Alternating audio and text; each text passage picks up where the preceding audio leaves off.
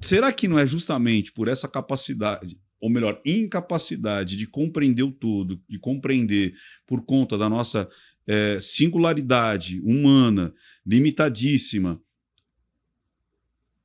Para mim é difícil falar. Tá. Porque vai de contra a minha fé. Tá bom, não, mas eu preciso... faz um porque me esforcinho aí pra eu emociona entender. quando eu falo, entendeu? Entendi. Me dá um... Entendi. Você tá entendendo? Dá um curto-circuitozinho, né? Mas você não... É difícil de falar. Mas é assim, mas eu quero falar. Agora eu tô curioso pra caramba saber o que você vai falar, não, né? É simples o que eu eu não vou falar. consegui intuir ainda. Não, antecipar. É simples o que eu vou falar, mas é difícil, mas eu vou falar. Beleza. Você não acredita que por essa incompreensão tá. o homem cria Deus para resolver todas as suas dores da finitude? Esse problema foi resolvido já também. Esse problema foi colocado no mundo contemporâneo por Freud e foi resolvido por um outro psicólogo, né? Freud era psicólogo também, chamado Paul Vitz. Deixa eu contar essa história. O argumento de Freud contra Deus é o seguinte: o homem é carente, o homem se sente perdido no espaço, olha para o mundo e vê um mundo sem sentido, isso faz muito mal, gera um desespero. Indo para o niilismo? Niilismo. E aí a vida perde sentido. Meio Kafka, né? Kafka trabalha muito com isso, né? O processo é isso, né? Não é você prender o cara, é você prender sem motivo, ele sem saber qual é a acusação, e a prisão faz ele perder o sentido da própria vida. Tem aquela cena que os caras falam, os prisioneiros, né? Pega esse carrinho com terra e leva até o lado de lá. Aí ele levava. E agora, o que eu faço? Aí o cara jogava a terra no chão. Aí ele falou, pô, mas pra que isso? Bota a terra no carrinho de novo. Agora leva pro outro lado. Aí ele levava. Aí ele falou, e agora o que eu faço? Ele jogava no chão. Então as coisas ficam sem... Se o mundo não tem sentido, a vida perde sentido também, né? Então, mas você acha que isso é uma busca natural? Justamente para não ficar louco? O Schopenhauer deu esse argumento. Schopenhauer, muita gente aponta a fonte de onde Freud tirou as ideias, mas Schopenhauer ele plagiou metade da obra do Schopenhauer, né? Tem um livro, O Mundo como Vontade e Representação, tem tudo a ver com isso. Até o título em alemão é legal pra caramba, porque é super... Um alemão você pode traduzir 1 milhão de formas, né? Então é Die Welt, que é o mundo, As Will, que é como vontade, und Vorstellung. Só que Vorstellung pode ser uma série, pode ser o mundo como ideia, o mundo como conceito, o mundo como representação, o mundo como linguagem, o mundo como entendimento. Porque o cara fala assim, verstehen Sie Deutsch? Você entende alemão? É essa palavra. Você compreende alemão? Então, o mundo como ideia e compreensão, o mundo como ideia e representação, o mundo como ideia e forma. Então, o Schopenhauer vai dizer, em vez dele falar o homem é um animal racional, igual Aristóteles falava, zoon logikon, né? Ele vai dizer o homem é um animal metafísico. Por quê? Porque ele precisa de sentido, senão a vida dele não funciona. O cara se sente... vou morrer. Mas será que isso não pode ser a sequela da inteligência? Pode ser também. Mas aí o argumento do Freud é o seguinte, o homem... ele tem um vazio dentro de si, ele é carente e ele precisa que a vida tenha um sentido, então ele inventou um pai celestial para que a sua vida possa ter sentido e preencher esse vazio. Esse é o principal argumento ateísta de Freud, que ele vai desenvolver isso de uma forma muito mais elaborada e antropológica no Totem e Tabu. Acho que dá para falar? Dá para falar rapidinho o que é o livro Totem e Tabu? Claro. Eu tô sentindo que a gente vai ficar aqui até mês que vem, mas vamos lá que eu me amarrei. Até cancelei Amanhã eu tenho compromisso. Hoje eu sabia que ia demorar. Que eu falei, só para eu aprender os Paranauê que o Ventura usa na linguagem, já é umas 5 horas para aprender um pouquinho, né? E eu tô triste que eu não aprendi nada, só tô falando. Mas eu sou convidado, né? Aí eu tenho que ir na tua palestra lá, né? Isso. E aproveita e faz o jabá. Não, vai acontecer se você estiver disponível no dia 23, você já é meu convidado. Novembro. É um sábado. Novembro, tá bom. 23 de novembro, ó. É no Novo Hotel, não é? No Novo Hotel. Tô ligado, viu? Ó, já ajudei no jabá. Já ajudou no jabá. Eu sou mestre do jabá, meu irmão. Daqui a pouco aí, a gente vai falar de criptomoeda. Aí vai Vamos, ó. 23 de novembro, lá no Novo Hotel. Se você aqui o Daniel já está hiper mais do que convidado. Vou ter que ir lá. E aí você vai curtir pra caramba. Se você tem essa curiosidade da estrutura da mentira e tudo mais, nesse âmbito da leitura, e é muito simples. Entendi. Muito simples. É papum ali, Não, né? é papum. Tá, É rápido. Entende na hora. Você vai entender muito rápido. Não, e você explica bem também, né? E vai acontecer no dia 23. Então é só entrar aí nos QR Codes, né, Rian? Ou no primeiro link é fixado. E tem vários ingressos para vários bolsos, vários gostos. Tem desde os mais baratinhos ali, até os de maiores experiências e bônus e tudo mais. Então, fique convidado já para o 5º Congresso Internacional da Linguagem Silenciosa. Mas diga lá. Lá eu aprendo, então, né? Aprende. Aqui eu vou falar mais, então. Então, o Freud escreveu esse livro, Totem e Tabu, que ele tenta mostrar a origem da civilização através de uma história meio hipotética, antropológica, que é a ideia seguinte.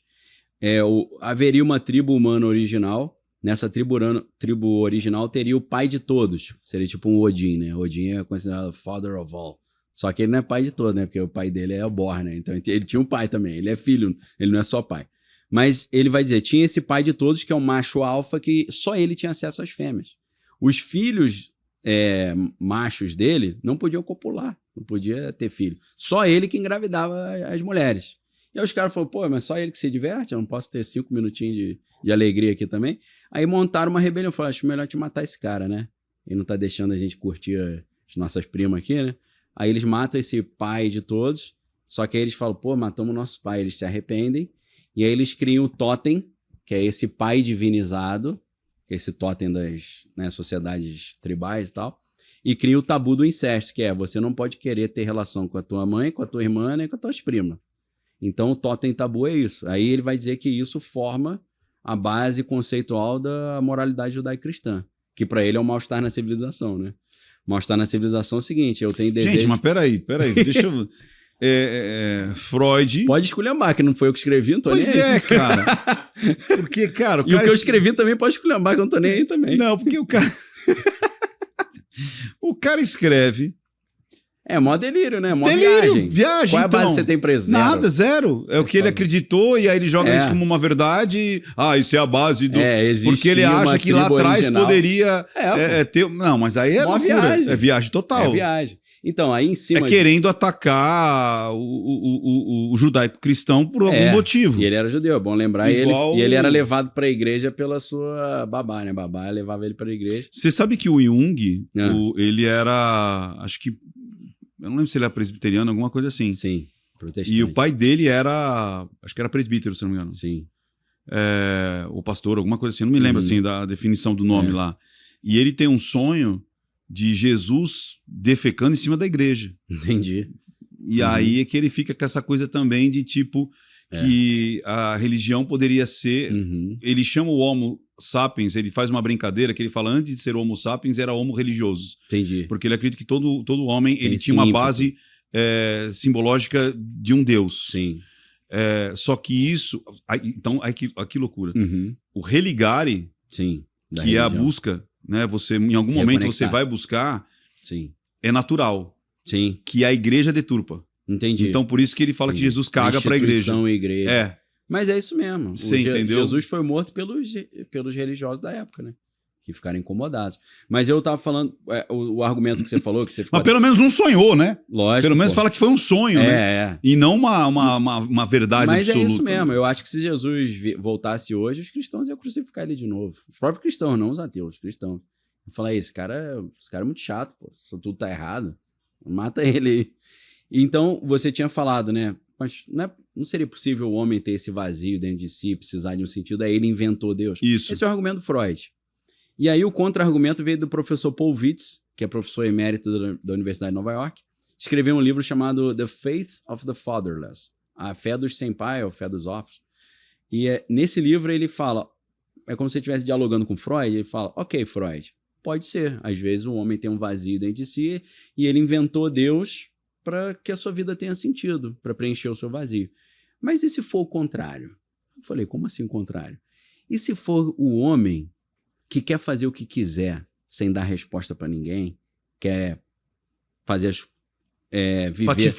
Patifaria toda. Que ele quiser fazer. Pegar a mulher do vizinho, matar... Com os seus pares. Isso, tudo. Roubar, maracutaia. Mas ele, quando ele faz isso, ele fica com a consciência pesada. Que ele dorme, pô, acho que vai dar uma zebra, qualquer hora vai dar uma zebra. Então, o que ele faz? Ele inventa que Deus não existe para ele poder dormir tranquilo. É o contrário.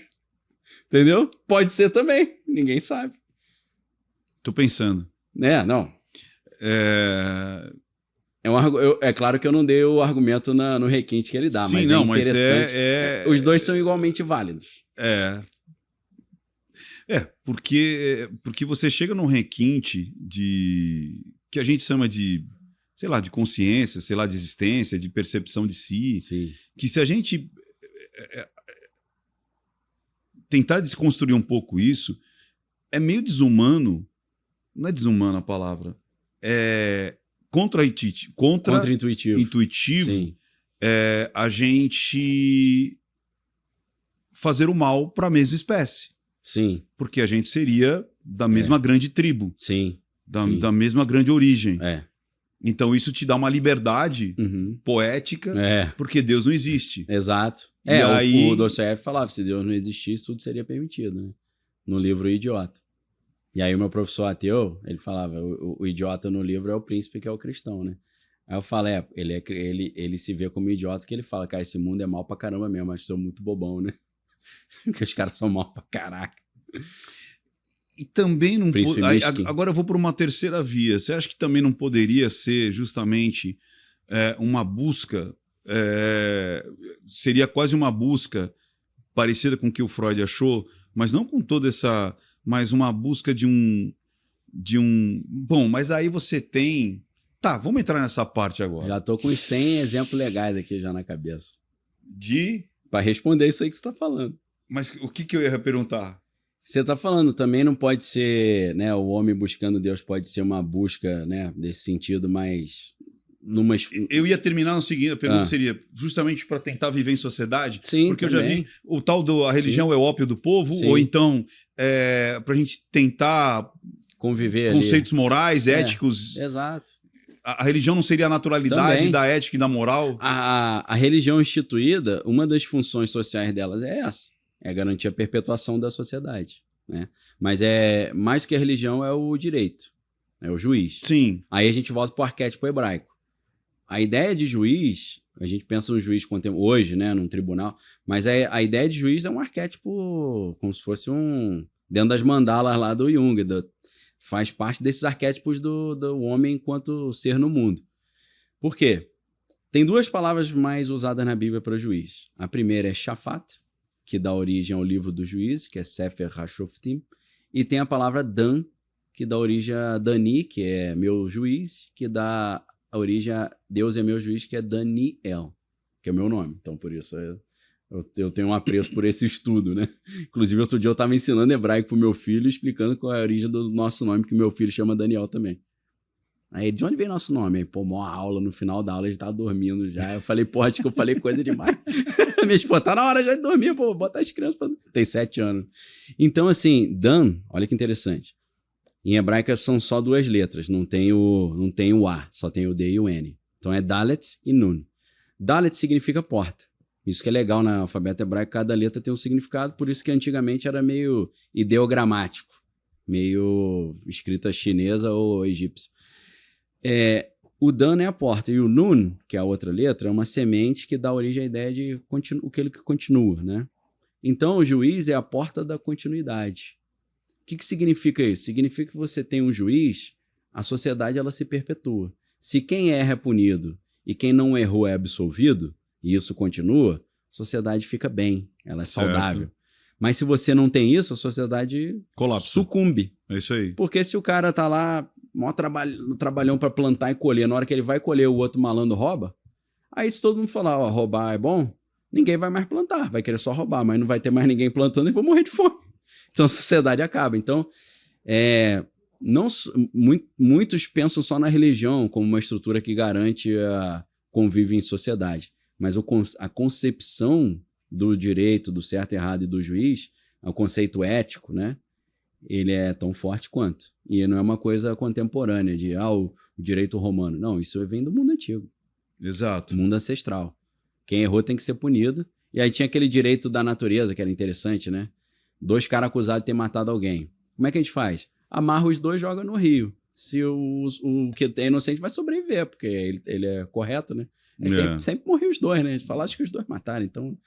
Aquelas maluquices. Direito natural. O direito natural, que tipo assim, não, Deus vai salvar... ele vai salvar o justo, porque ele é o justo. Doideira, né? Não, muito. Mas esse conceito, né, de tem um certo e tem um errado, e se não tiver isso, sociedade colapsa, é ancestral, né? Você acaba de assistir a um corte. Para você acessar o conteúdo na íntegra, o link está nas descrições. E para você não perder nenhum bate-papo, inscreva-se agora no canal.